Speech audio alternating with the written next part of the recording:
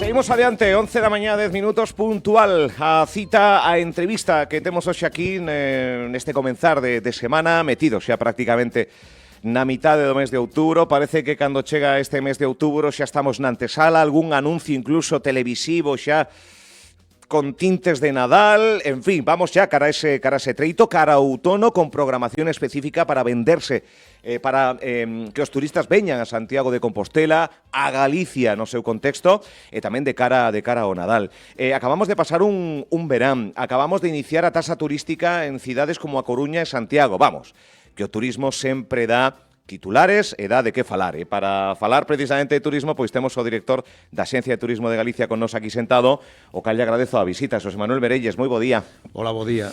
Estamos xa no outono. Estamos xa, pasamos do verán, das cifras do verán, que agora lle vou a preguntar como foi o verán no contexto galego, e xa metidos na voráxine de promoción desa última parte do ano. Como foi o verán, antes de nada, Merelles? Sí, a verdade que foi un verán que foi superior en ocupación hoteleira e en ocupación de servizos turísticos en Galicia, superior ao do ano pasado, que foi un dos mellóns veráns da historia do turismo de Galicia.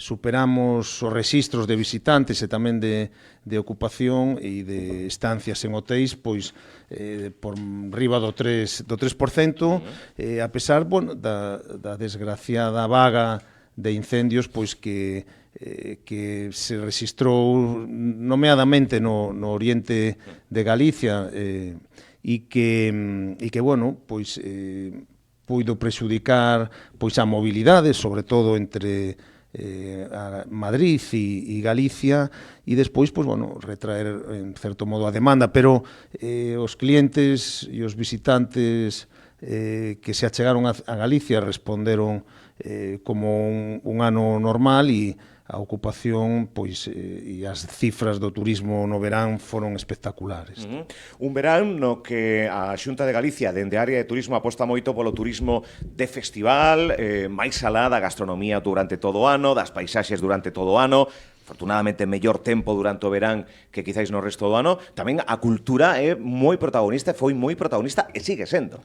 Sí, desde logo, non hai que perder de vista que un dos principais motivos polo que nos visitan tanto os cidadáns de España como do resto do mundo é por a nosa cultura, por o noso patrimonio e tamén por actividades de lecer, como poden ser pois eses concertos do Xacobeo que este ano pois van a levar a música e os festivais pois a máis de 80 localizacións de Galicia, en máis de 180 actividades. Nos contamos que este pois sexa un ano moi importante para no eido do público. Hai que ter en conta que no Xacobeo 21-22 foron 1 millón as persoas que visitaron os nosos e que participaron nos nosos espectáculos patrocinados por a Axencia de Turismo de Galicia, e esperamos que cando remate este ano pois a cifra sea semellante. Como responsable do turismo de Galicia, da promoción, da defensa e demais, hai un bo produto, vostede ten moito a favor, pero non nos podemos descuidar. Non, a verdad que non, hai que estar sempre pendente, tendo en conta que agora mesmo pois o turismo é unha das actividades máis importantes para a economía de Galicia e que ademais, pois bueno, nos estamos observando que coas nosas políticas e bueno, precisamente por os bons produtos, os recursos espectaculares que ten Galicia e o bo facer do empresariado turístico, pois cada vez a actividade está máis desestacionalizada e máis desconcentrada, que cada vez se benefician máis territorios desta actividade económica, e por iso hai que estar moi pendente e hai que estar sempre encima desta actividade para que siga sendo pois unha das que máis achega a economía do país.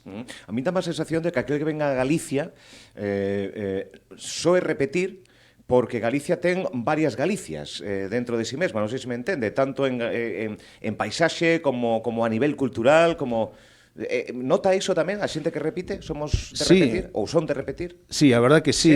Nos enquéritos que facemos ou que fixemos ao longo da historia da Sociedade de Promoción e da Axencia de Turismo de Galicia, pois preguntaba, unha das preguntas que facíamos sobre si repetiría a experiencia, pois aproximadamente un 80% decía que repetiría a experiencia. Esa era pois un desexo, pero estamos seguros que hai unha gran parte das persoas que visitan Galicia repiten, e tamén hai un fenómeno que se produce con aqueles que fan o Camiño de Santiago, cos peregrinos que chegan a Galicia, ao mellor en primeira instancia, como peregrinos, pero repiten como visitantes. E iso observamos tamén moi claramente no Camiño. Cada vez son máis as persoas que repiten a mesma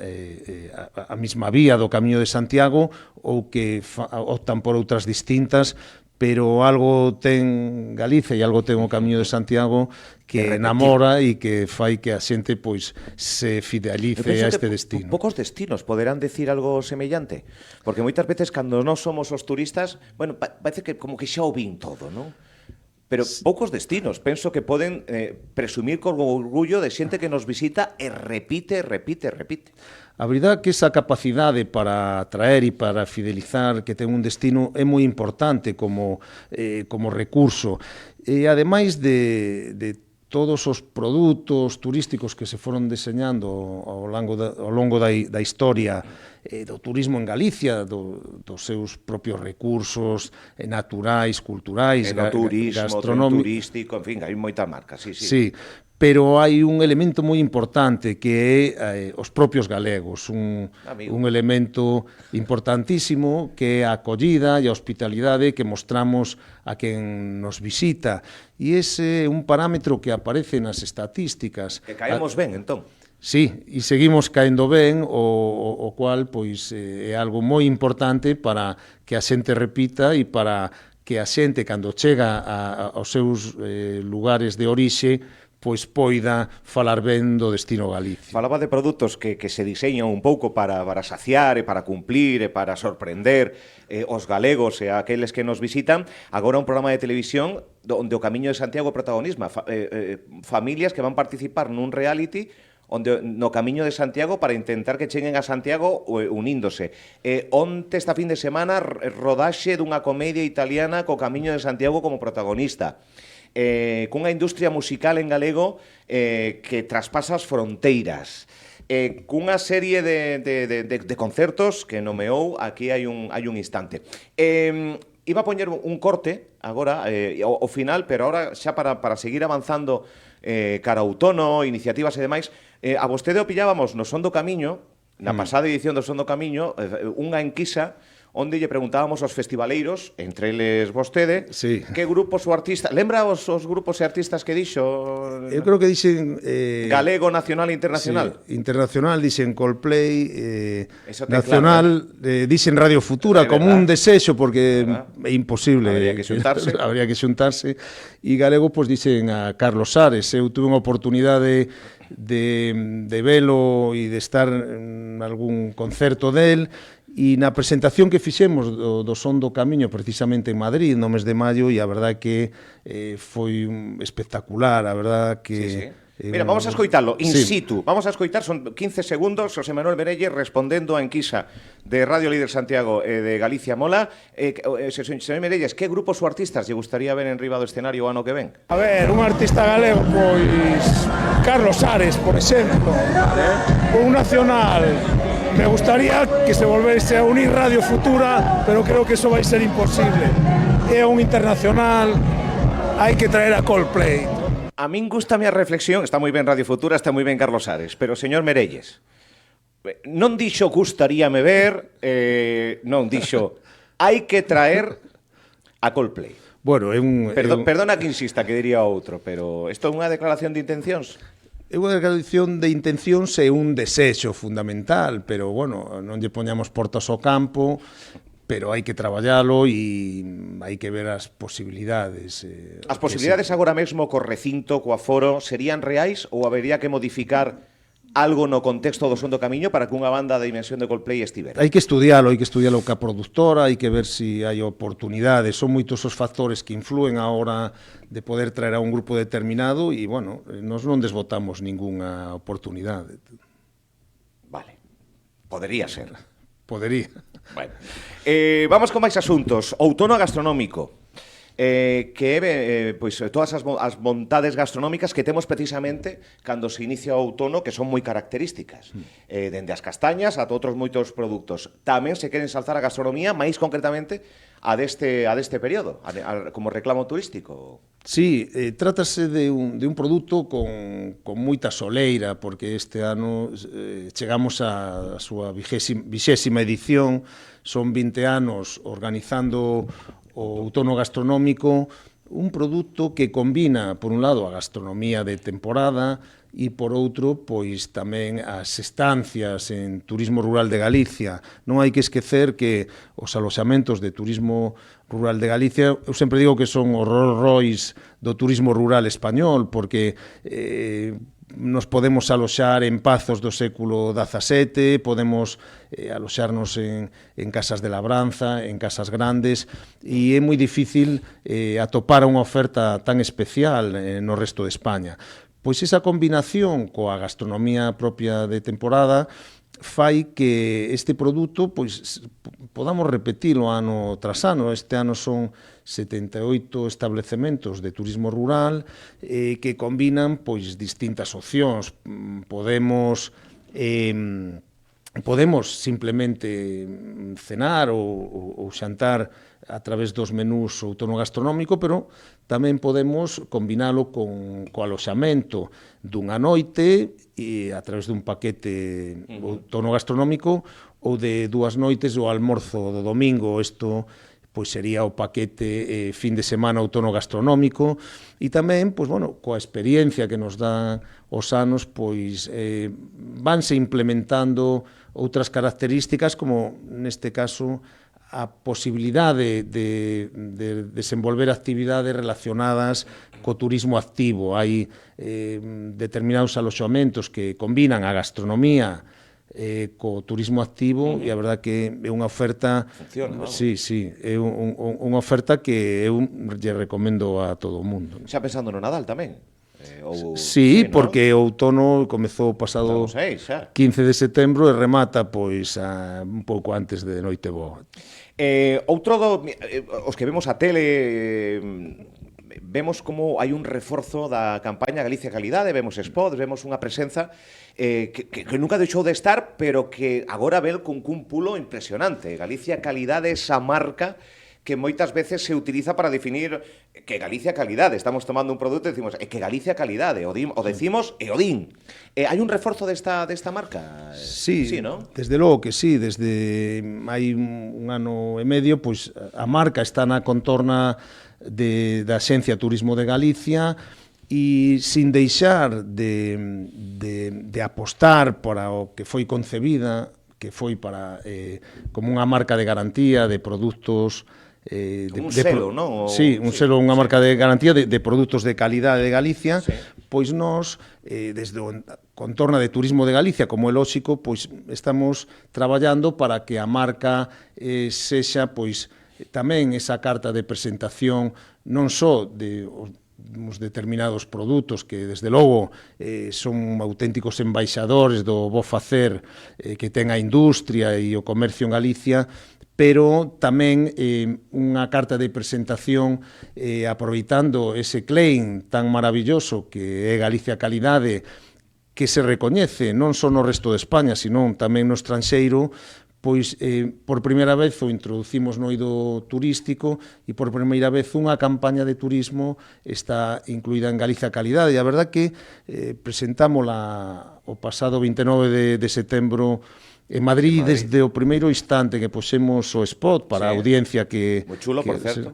Gracias, que ali estaba presente, pois xa foi algo que todo o mundo conectou rapidamente e enseguida vinculou esa marca á proxección de Galicia como de destino turístico tamén. Sí, unir Galicia e calidade, porque a temos, é unha campaña de verdade, é unha campaña que non engana a ninguén. O bono turístico, señor Merelles, que é isto? Pois o bono turístico foi un elemento, eu diría que imprescindible para a recuperación do sector turístico. Foi unha idea daquela do vicepresidente da Xunta de Galicia, daquela, hoxe presidente Alfonso Rueda, xusto nun momento que o sector estaba paralizado por mor da COVID e a xencia foi quen de poñer en marcha un bono turístico que reactivase as estancias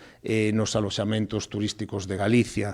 En primeiro lugar, destinouse aos sanitarios como un xeito de agradecemento, de tributo ao esforzo que desenvolveran durante a pandemia, pero despois, o ano seguinte, xa se ampliou ao resto dos cidadáns e nos observamos que é un produto que se está consolidando porque realmente o que está a facer é lograr que se desestacionalice a oferta e que a demanda poida estar activa durante os momentos nos que menos xente acudimos aos hotéis ou menos visitantes temos en Galicia. É un produto que se comercializa de un xeito moi fácil a través de un código QR. Os bonos son de 150 euros, a Xunta de Galicia chega a un 40% e o 60% restante o cidadán. Temos que decir que agora mesmo xa hai 500 establecementos en toda Galicia nos que se pode disfrutar o bono, pero hai de prazo hasta o 15 de decembro para que se sigan incorporando establecementos. Teño que decir tamén que se ofreceu ao público no mes de xuño, venres, no mes de xuño, e o domingo xa estaban esgotados prácticamente todos os bonos. E hai que ter en conta que houbo que facer o desembolso económico. Nun fin de semana, 1 millón de euros que puxo en bonos a Xunta de Galicia foron comprados por cidadáns galegos, co que a chega foi de 2.600.000. Son 2.600.000 euros que se van a poñer a disposición do sector turístico, do sector hoteleiro, dos establecementos turísticos galegos entre setembro e decembro, e a verdade é que algo que naceu para rescatar un sector que estaba deprimido, pois ahora mesmo é unha ferramenta fundamental, tamén diría eu, xunto co outono gastronómico, para incentivar a demanda nestes meses que é máis débil. Máis débiles. E xa por último, señor Merelles, a Coruña e Santiago, tasa turística. Non sei en Coruña, pero en Santiago con certo vaivén, incluso metendo a xustiza de por medio para intentar paralizar entre 1 e 2,5 euros, dependendo da categoría do hotel onde un pernocte, en fin, como ve vostede esta implantación, con todo o que ocurriu? Sí, hai que decir que esta taxa turística nace por a implicación que ten a Xunta de Galicia. Isto trátase de un imposto propio. A Xunta de Galicia mantivo reunións nomeadamente co responsables do Concello de Santiago, do Grupo de Goberno do Concello de Santiago, que veían oportuno establecer unha taxa turística dentro do seu concello, e para iso houbo negociacións, houbo reunións que deron como froito que a instancias da Xunta de Galicia, o Grupo Popular no Parlamento de Galicia, presentase unha emenda a Lei de Orzamentos do ano 2025 a través da Lei de Medidas. Entonces, nese sentido, hai que decir que a Xunta de Galicia cumpriu escrupulosamente o seu compromiso, e no plazo máis breve posible, fixo que se pudese poñer en marcha pois esta lei este imposto aos establecementos turísticos, que o que grava son as noites, son as pernoitas nos establecementos. Puxose en marcha un de xaneiro de 2025 con unha salvedade, que a Xunta de Galicia non utiliza esta lei para gravar as pernoitas nos establecementos turísticos galegas, o sea que bonifica o 100% toda a taxa, pero pon a disposición dos concellos a posibilidade de recargar estas taxas que se prevén na lei. Ben, iso foi o que fixeron os concellos de Santiago e a Coruña, pois nada, poñer en marcha a través de senllas ordenanzas municipais dentro da súa competencia esas recargas do gravamen que está disposto na lei. E eu teño que decir que esta lei fundamentalmente se basa en dous principios, o do diálogo fundamental coa cidadanía e co sector, e tamén coa distribución de todo o recadado en favor do progreso e da ordenación turística, e centrado en proxectos de sostibilidade e tamén de xeito que este reparto se faga tamén en colaboración coa cidadanía e co empresariado turístico. Ben, esa premisa primeira, que era do diálogo, pois parece que non se levou a cabo, tanto en Santiago como na Coruña, porque tamén na Coruña, efectivamente, pero os sectores empresariais de Santiago da Coruña plantexaron un recurso e foron á Xustiza, ao Tribunal Superior de Xustiza de Galicia, tamén fixeron alegacións, e, bueno, eu teño que decir que esa realmente non era o espírito co que se naceu esta lei, senón que todo o contrario, naceu para que o sector e as institucións foran da man establecer uns gravámens sobre as pernoitas nos establecementos que se consideraran convintes, pero de xeito consensuado, e aparentemente habrá que ver o que dice a Xustiza, pero en principio esa premisa parece que non se cumpliu. Desde a Xunta de Galicia tamén entendemos que unha taxa generalizada para toda Galicia non era necesaria, tendo en conta a evolución que está a ter o destino, un destino que medra ordenadamente, que non está saturado, que non ten os problemas para nada de outros destinos moito máis maduros, e que precisa un desenvolvemento no que non parece necesaria aplicar ningún imposto á actividade turística. E xa derradeira, señor Merelles, preocupanlle a perda de conexións do aeroporto de Santiago de Compostela? Bueno, anunciouse unha con Nova York de cara ao ano que ven, pero, bueno, hai certa preocupación, polo menos aquí no...